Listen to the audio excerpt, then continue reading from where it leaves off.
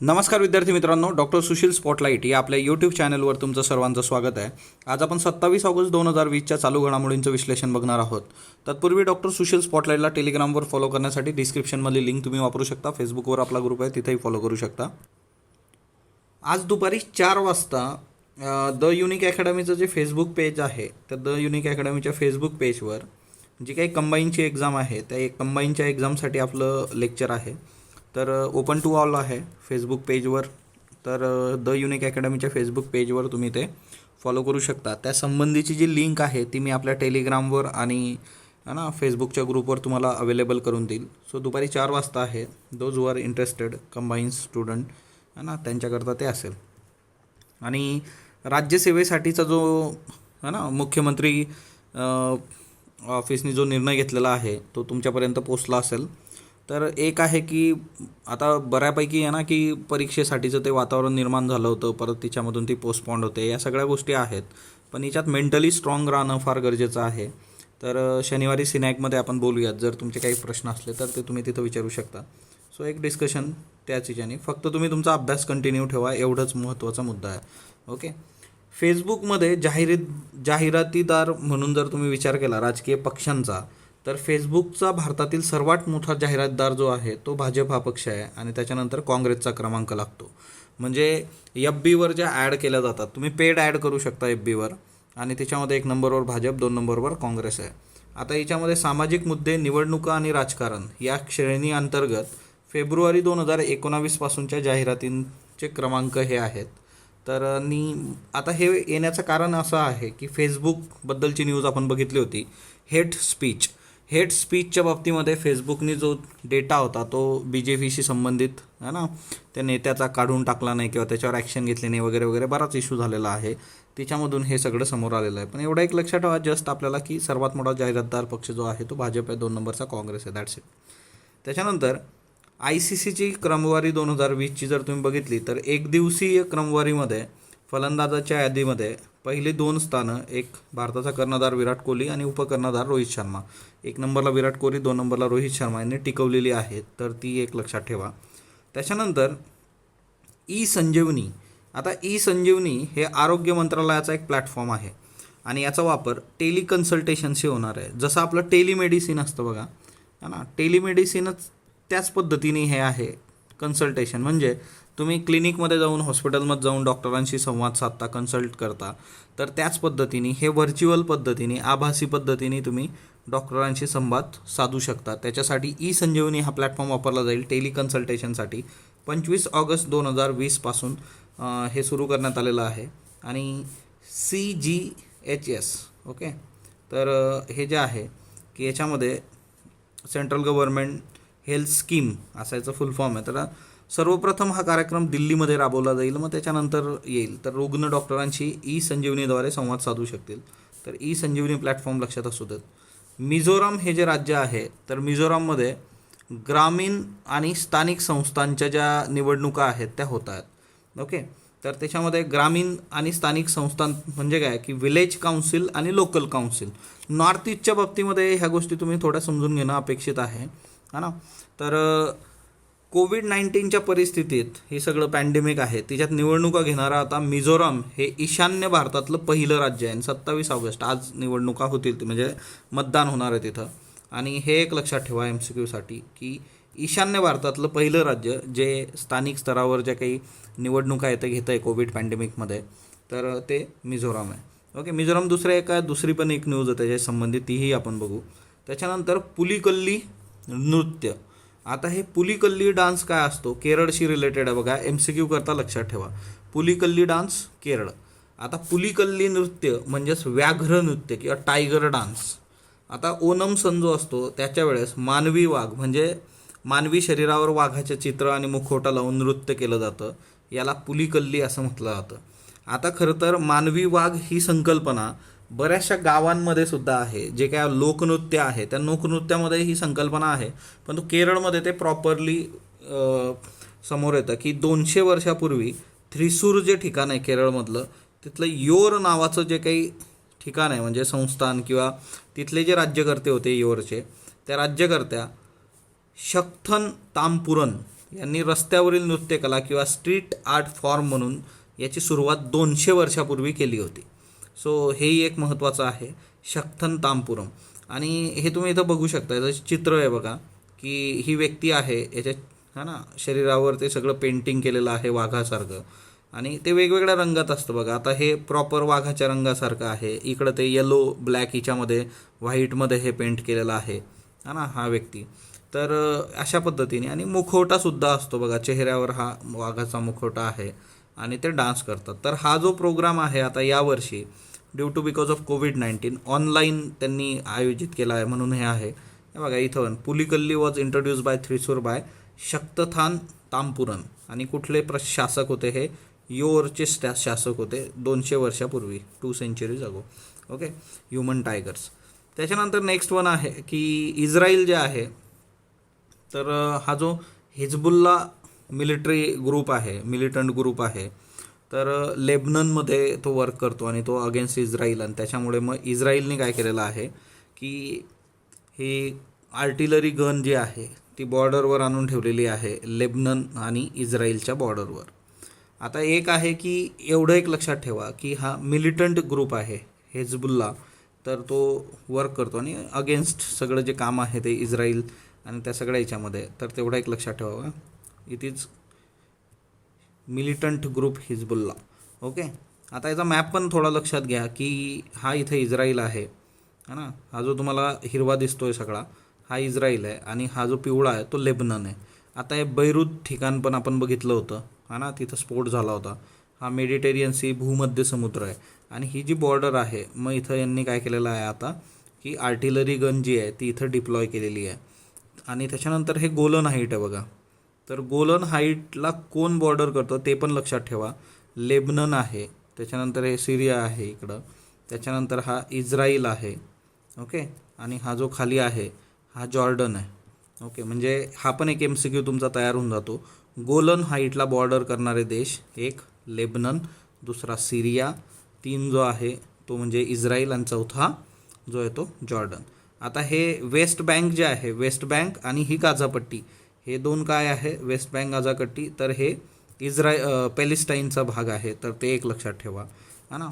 So Jordan river, त्याच्यानंतर हा C of Galilei, तर ह्या गोष्टी आपण बघत आलेलो आहे. आणि दुसरं जे आहे ते टर्कीने सांगितलेलं आहे की इन केस ऑफ सी, समुद्रावरचे जे आमचे अधिकार आहे त्याच्यामध्ये आम्ही कसलंही कॉम्प्रोमाइज करणार नाही. आणि मग समुद्राच्या याच्यामध्ये इश्यू कुठले आहेत की टर्की आणि ग्रीस या दोघांचा इश्यू चालू आहे बघा हा ना. मग आता याच्यामध्ये टर्की आणि ग्रीसचा जो इश्यू चालू आहे त्याच्यामध्ये ब्लॅक सी आहे, एजियन सी आहे, मेडिटेरियन सी आहे हा ना. तय्यप एर्दोगान हे खूपच न्यूजमध्ये आहे हा ना. तर आमिर खानची केस पण तुम्ही बघितली असेल.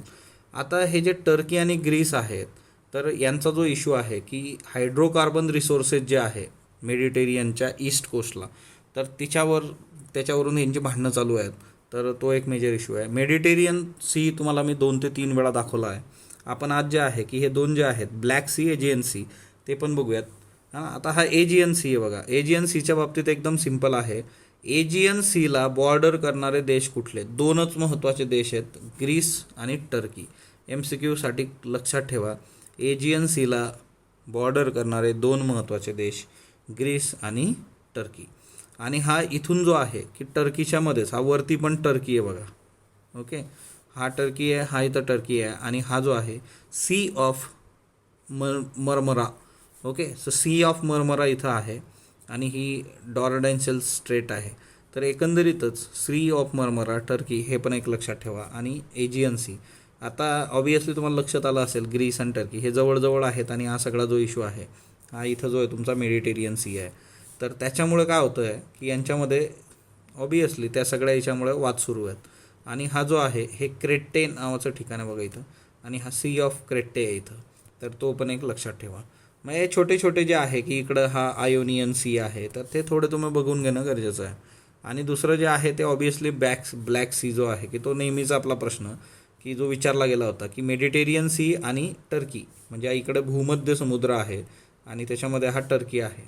ओके, अंकारा त्याची कॅपिटल. आता ब्लॅक सीला बॉर्डर कोण कोण करतं, तर ते एक लक्षात ठेवा. ब्लॅक सीला बॉर्डर करणारे बघा, एक आहे टर्की, त्याच्यानंतर दुसरं जे आहे ते म्हणजे आता हा बघा, हा सी ऑफ मर्मरा है ना, इकडं जो होता तो एजियन सी होता. ओके, आणि तो म्हणजे ब्लॅक सी आणि त्या एजियन सीच्या मध्ये. दुसरा जो देश आहे तो जॉर्जिया आहे, ब्लॅक सीला. टर्की, जॉर्जिया, देन रशिया आहे तिसरा. हा क्रिमिया पेनिन्सुला आहे बघा, युक्रेन आणि रशियामध्ये जो सगळा राडा झाला होता है ना, हा तिसरा युक्रेन. चौथा मोल्डोवा.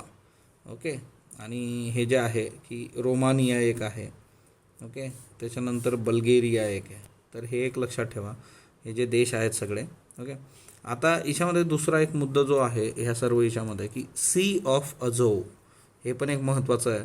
युक्रेन आणि रशिया याच्या मध्यभागी बघा आहे, आणि हा क्रिमियन पेनिन्सुला आहे. सो सी ऑफ अझोव हा पण एक लक्षात ठेवा, युक्रेन आणि रशियाच्या मध्यभागी.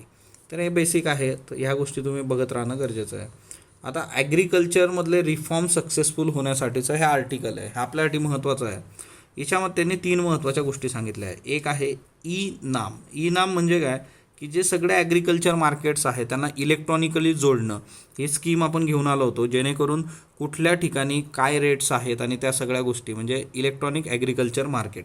ओके, याला ई नाम म्हटलं गेलेलं आहे. आणि याच्यानुसार जे काही APMC ॲक्ट आहे तिच्यामध्ये चेंजेस करणं स्टेटला है ना, चेंजेस करणं अपेक्षित होतं. बऱ्याच स्टेटने ते केलेलं नाही आहे, तर हा एक मुद्दा आहे. त्याच्यानंतर PM आशा नावाचा स्कीम आहे, त्याच्याबद्दल यांनी याच्यात उल्लेख केलेला आहे. PM आशामध्ये काय आहे की किमान तुम्हाला जे काही कॉस्ट ऑफ कल्टिवेशन आहे, शेतकऱ्यांनी जे काही गुंतवलेलं आहे त्याची पेरणी करण्यासाठीची किमान किंमत जी काही आहे ती 50% किंमत तर त्याला मिळणं अपेक्षित आहे, कॉस्ट ऑफ कल्टिवेशन. PM आशा. पण PM आशाच्या बाबतीमध्ये कसं आहे ना की तिच्यामध्ये जे आहे की पल्सेस, ऑइल सीड्स है ना, तिथं लिमिटेशन्स आणि त्या सगळ्या गोष्टी. सो PM आशा याचा उल्लेख एक आहे. त्याच्यानंतर पुढची जी एक स्कीम आहे की जी आपण ऑलरेडी केलेली आहे ती म्हणजे काय की 6,000 रुपये डायरेक्टली शेतकऱ्यांना द्यायचे, तर तो एक मुद्दा तो यांनी हे केलेला आहे, PM किसान है ना. तर ती एक महत्त्वाची हे आहे, ती एक लक्षात ठेवा, PM किसान. ओके, आता हे 6,000 पण जे आहे ते 3 टप्प्यामध्ये 2-2 हजार दिले जातात. तर PM किसान आपण ऑलरेडी बघितलं आहे, PM किसान 6,000 रुपीज. हे 2K 2K याच्यात पण लक्षात ठेवायचं, पहिल्या 2K आधार कार्ड नसलं तर चालतं, पण दुसऱ्या 2K म्हणजे दुसरे जे 2,000 भेटणार आहे इथं आधार कार्ड मस्ट आहे. ओके, तर हा एक महत्त्वाचा मुद्दा याच्यात आहे. तर बेसिकली जे आहे ना की ह्या सगळ्या गोष्टी ज्या काही आपण करतो, रिफॉर्म्स करत असतो, किंवा आपण आता जे आहे की रिसेंट जे काही रिफॉर्म्स केलेले आहेत आपण, मग ते इसेन्शियल कम्युनिटीज ॲक्टच्या बाबतीमध्ये आहेत है ना. तर ह्या सगळ्या गोष्टी ज्या आहेत त्या इम्प्लिमेंट होणं फार गरजेचं आहे. याच्यामध्ये 2 महत्त्वाच्या गोष्टी आहेत की इंटर स्टेट है ना मार्केट, आणि दुसरं जे आहे ते म्हणजे की कॉन्ट्रॅक्ट फार्मिंग. 2 प्रकार आहेत बघायच्यात, ह्या गोष्टी तुम्ही लक्षात घेतल्या पाहिजे. कॉन्ट्रॅक्ट फार्मिंग जे आहे की एखादा कॉन्ट्रॅक्ट करणं शेतकऱ्यांबरोबर, त्याच्या संबंधीच्या गोष्टी खूप प्रॉपर होणं गरजेचं आहे, ज्यातून शेतकऱ्यांना खूप चांगले इनपुट्स मिळू शकतात. त्याच्यानंतर मिझोराम, मी तुम्हाला सांगितलं की परत न्यूजमध्ये आहे, आसाम रायफल आणि मिझोरामचं जरा है ना सध्या वाद सुरू आहे की त्यांनी मिझोरामनी म्हटलं आहे की जे आसाम रायफल होतं त्यांनी आय डे सेलिब्रेशन बायकॉट केलेलं आहे वगैरे वगैरे, त्यांच्यावर आरोप आहेत आणि हा सगळा इश्यू आहे. मग आता याच्यात सिम्पल आहे की आसाम रायफल्सबद्दल आपण जाणून घेतलं पाहिजे, हा एक आपल्यासाठीचा महत्त्वाचा मुद्दा आहे. आता आसाम रायफल्स आधी न्यूजमध्ये होतं का लास्ट इयर, तर होतं, नक्कीच होतं. आपण इयरबुकमध्ये पण हे पॅरामिलिटरी फोर्सेस कव्हर केल्या होत्या, किंवा आता लॉकडाऊनच्या काळामध्ये जे लेक्चर्स घेतलेले आहेत त्याच्यात पॅरामिलिटरी फोर्सेस ज्या आहेत तर त्या आपण कव्हर केल्या आहे. तर त्या तुम्ही बघितल्या नसतील तर बघा. पण मी तुम्हाला आसाम रायफल्सबद्दल काही बेसिक सांगतो, तर तेवढं एक लक्षात ठेवा. आसाम रायफल्सबद्दलच्या ज्या गोष्टी आहेत तर त्या आपल्याला विचारल्या जाऊ शकतात. आता आसाम रायफल्समध्ये काय काय आहे ना, सगळ्यात महत्त्वाची गोष्ट आहे, जी स्थापना 1835 आहे, ओल्डेस्ट पॅरामिलिटरी फोर्स आहे. दुसरी महत्त्वाची गोष्ट जी आहे, याचं मुख्यालय जे आहे ते शिलाँगला आहे. तर मुख्यालय एक लक्षात ठेवा, हेडक्वार्टर. याचं मेन काम जे आहे की ईशान्य भारत, नॉर्थ ईस्ट इंडिया जो आहे तिथं शांतता टिकवणं, आणि 2002 पासून हे जे आहे यांना इंडो म्यानमार बॉर्डरवर डिप्लॉय केलेलं आहे, म्हणजे इंडो म्यानमार बॉर्डरवर हे काम करतात 2002 पासून. आता दुसरा महत्त्वाचा मुद्दा, हे न्यूजमध्ये आधी का होते, एक याचं जे प्रशासन आहे म्हणजे ॲडमिनिस्ट्रेटिव्ह कंट्रोल जो आहे, प्रशासनाच्या बाबतीतलं नियंत्रण जे आहे ते गृह मंत्रालयाकडे आहे. ओके. आणि याचं जे ॲक्च्युली ऑपरेशनल कंट्रोल जे म्हणतो, म्हणजे जे काही ते कार्य करतात त्यासंबंधीचं नियंत्रण कुणाकडे आहे, तर ते संरक्षण मंत्रालयाकडे आहे. आता विचार करा तुम्ही, प्रशासन एका मंत्रालयाकडं आणि कार्यरत ऑपरेशनल कंट्रोल जो आहे तो संरक्षण मंत्रालयाकडं. त्याच्यामुळे किती वाद होत असतील, तर ते एक आहे. हा एक महत्त्वाचा मुद्दा होता आणि त्याच्यामुळे हे न्यूजमध्ये होते. आणि तिच्यात दुसरा प्रकार जो आहे की government of India allocation of business rule. आता ॲलोकेशन ऑफ बिझनेस रूल्स 1961 याचा जर विचार केला तर यांना पोलीसच्या कॅटेगरीत टाकून ठेवलं आहे. म्हणजे यांना जे काही मिलिटरी आणि त्याच्यासाठीचे बेनिफिट्स मिळणं अपेक्षित ते मिळत नाहीत. म्हणजे असा बराचसा वाद आहे. आणि दुसरं हे चर्चेत असण्याचं कारण जे होतं ते म्हणजे काय, की आसाम रायफल आणि इंडो तिबेटियन बॉर्डर पोलीस यांना एकत्र करून टाकायचं, असा पण एक मुद्दा होता. म्हणजे Assam rifle, okay, Assam rifle plus ITBP merge करायचे दोघं, असं एक प्रपोजल दिलेलं आहे. हे प्रपोजल जे आहे होम मिनिस्ट्रीचं, तर त्याच्यामुळे पण हे चर्चेत होते. ओके. तर बघूया त्या काळात गोष्टी कशा होतात. आणि दुसरा मुद्दा जो आहे याच्यातला की आपसाचा पण उल्लेख याच्यामध्ये आहे. ओके. मिझोराम जे आहे ते पीसफुल स्टेट आहे ना, आणि आपसा तिथून काढून घेतलेला आहे बघा. Arm forces special powers act 1958 हा पण आपण लेक्चर सेपरेट बनवलेला आहे ना. आपसा जो काही आहे arm forces special power act 1958 1958. मग आजच्या डेटमध्ये आपसा कुठं कुठं आहे तेवढं लक्षात ठेवा फक्त. आपसा जम्मू काश्मीरमध्ये आहे. 1990च्या दशकात जम्मू काश्मीरला लागला होता बघा आपसा. त्याच्यानंतर नागालँड, मग यांनाच 1958 नंतर हे सगळं नॉर्थ ईस्टमध्ये आहे. नागालँडमध्ये आहे, आसाममध्ये आहे, त्याच्यानंतर मणिपूरमध्ये आहे.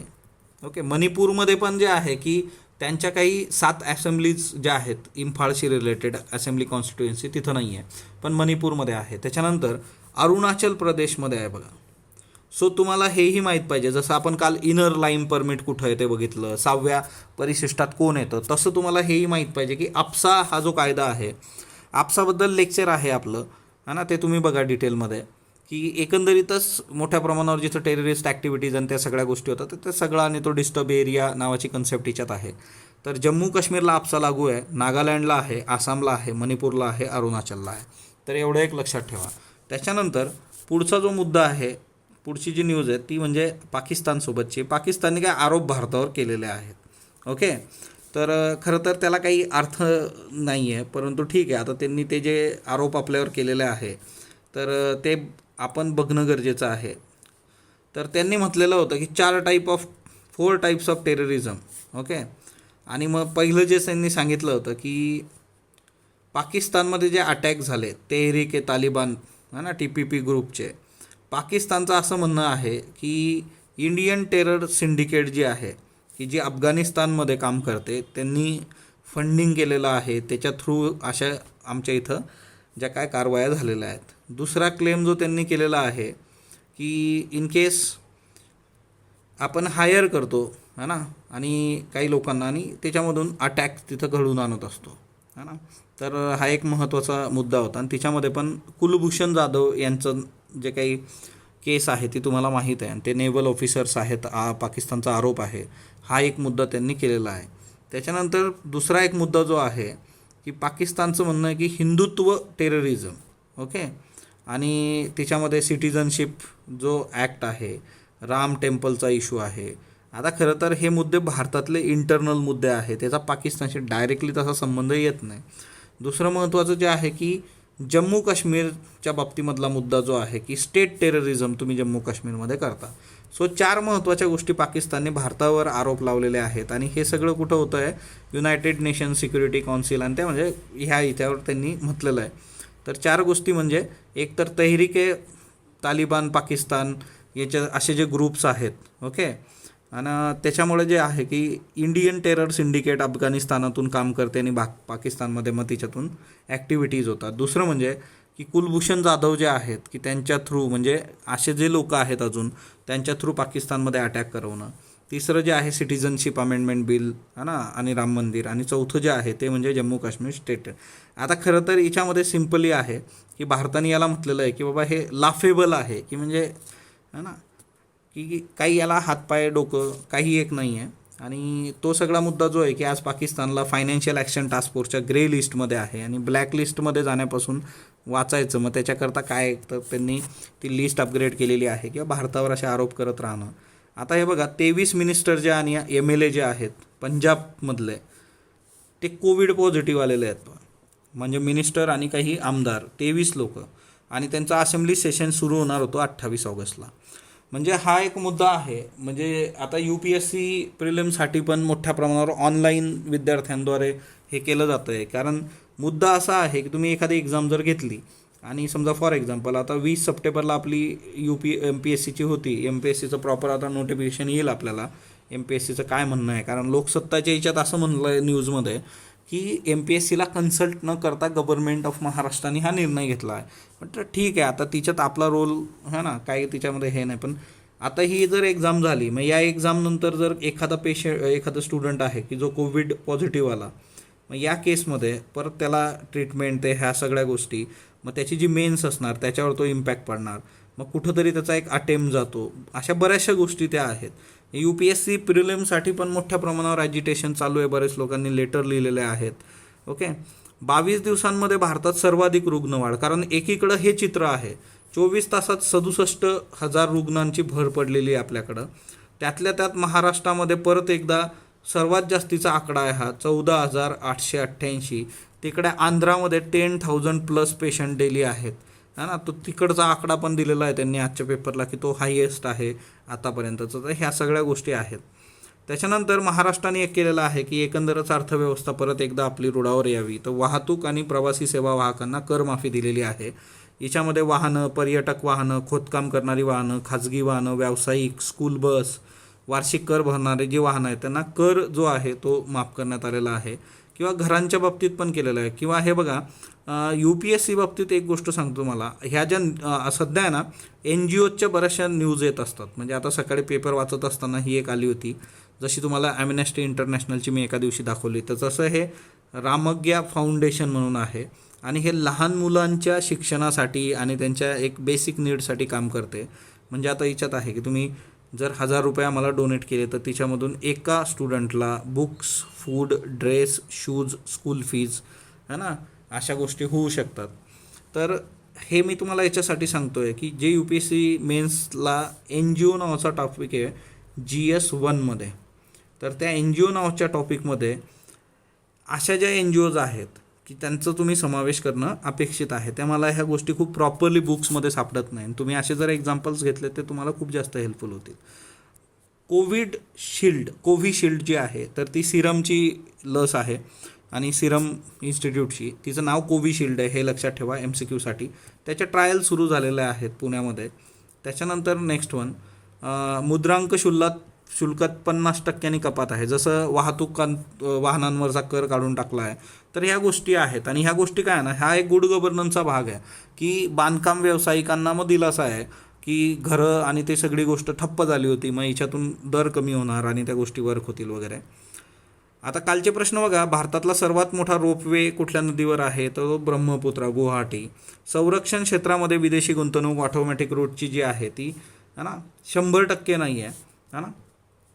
तर हा एक महत्त्वाचा मुद्दा आहे इथं की 49वरून जी आहे ती 74% करण्यात आलेली आहे, 74. आणि नकारात्मक यादीत 101, जो ब योग्य आहे. त्याच्यानंतर दुसरं जे आहे की बोंडा आदिवासी जमात ओडिसामधली आहे, PVTG अंतर्गत येते. टोटल PVTG भारतात 75 आहेत आणि सर्वात जास्त ओडिसा राज्यात आहेत. बघा, दोन्ही बिनचूक आहे. संघराज्य न्यायालयाची स्थापना खालीलपैकी कोणत्या कायद्याद्वारे करण्यात आली? 1935चा कायदा. सगळे कायद्यांचे लेक्चर नीट बघा, म्हणजे ही प्रश्न आणि त्या सगळ्या. जबाबदार सरकार यासाठी ब्रिटिश शासनाने कोणता कायदा आणला होता? 1919च्या कायद्यापासून हे सुरू होतं आणि नंतर त्याला फायनलाइज त्याची स्टेप 1935. आजचे प्रश्न घ्या. For the success of recent agriculture market reforms, consistency in policy, collaborative approach and complementary reforms are necessary. Comment. Okay, म्हणजे आता हा जो डिस्कस केला आपण की जे नवीन रिफॉर्म्स आहे तर ते तुम्ही कन्सिस्टन्सली तिच्यात जर इम्प्लिमेंट आणि त्या गोष्टी केल्या तर ते वर्क होऊ शकतं. म्हणजे कृषी काय, कुठलंही क्षेत्र. त्याच्यानंतर MPSCचा एसे आहे कृषी आव्हानं आणि भविष्यातली वाटचाल, 400 शब्द. आजचे प्रश्न घ्या. कसोटी क्रिकेटमध्ये सर्वाधिक बळी घेणारा जगातील पहिला वेगवान गोलंदाज जेम्स अँडरसन हा खालीलपैकी कोणत्या देशाचा खेळाडू आहे? ओके, सो ऑस्ट्रेलिया, इंग्लंड, दक्षिण आफ्रिका, न्यूझीलंड. इडलिब खालीलपैकी कोणत्या देशात आहे? इराक, इराण, तुर्कस्तान, सिरिया. कुर्दिश क्षेत्र खालीलपैकी कोणत्या देशात नाही? सिरिया, तुर्कस्तान, रशिया, इराक, अझरबैजान. अ ब अ क ड क ई क ड ई. चौथा प्रश्न. 6व्या परिशिष्टात एकूण 5 राज्य आहे. 6व्या परिशिष्टात नुकताच अरुणाचल प्रदेशचा समावेश करण्यात आला आहे. फक्त अयोग्य, फक्त ब योग्य, दोन्ही योग्य, दोन्ही अयोग्य. CNG यातील प्रमुख घटक कुठला? Methane, ethane, butane, nitrogen. याची उत्तर तुम्ही कमेंट बॉक्समध्ये देणार आहात. स्पॉटलाईटला जो तुम्ही प्रतिसाद देत आहात त्याबद्दल मी आपला आभारी आहे. स्पॉटलाईटला लाईक करा, शेअर करा, सबस्क्राईब करा. धन्यवाद विद्यार्थी मित्रांनो.